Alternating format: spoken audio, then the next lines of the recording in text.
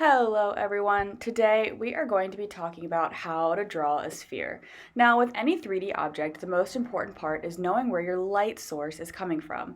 The light source is going to make the direction for where the highlights and the shadows are. Absolute lightest part of any 3D object, including our sphere, is going to be a highlight. Again, this is the lightest spot.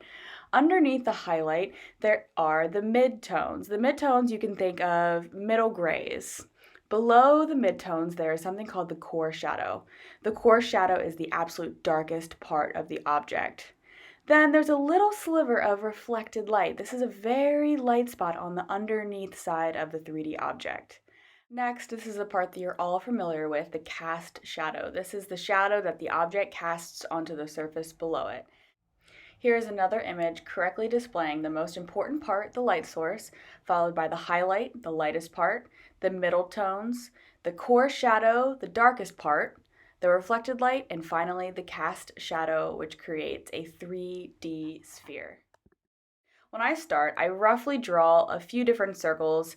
That way, at least one of the lines ends up being a good circle line that I can use. And then I need to identify where my light source is coming from. As I said in the beginning, your light source is the most important part. Then I like to start with my core shadow. That's the darkest part of my sphere. And I just start by blending my core shadow by pressing harder or pressing lighter with my pencil or even a pen if I'm using a pen to create the darkest part. And then I work my way into the midtones. And finally, I have that little spot of the lightest or the brightest or the whitest spot at the very top where the highlight is. In order to create my reflected light strip at the underneath side of the sphere, sometimes I take my eraser back in as I'm doing right there, and then I add my cast shadow. I'm going to do it again with pen just so you guys can see. It doesn't always have to be so perfect. You don't always have to blend with your finger to make the one shadow perfectly fade into the other. You can experiment with how close together your lines are to create that really dark part with the pen or the really light part, the highlight, where there is no shadow at all. And I'm going to do it again, this time having looser lines and a little bit more of a scribbly type of sphere, but you can still tell the lightest to the darkest to the cast shadow spots. And there we go, there are 3 spheres.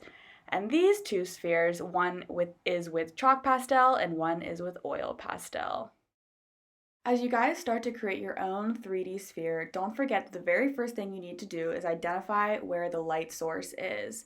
Then once you figure out where you're going to place the highlights and the core shadows, the midtones, and all the other elements that create a 3D object, these same ideas and these same techniques can be applied to any 3D object that you draw.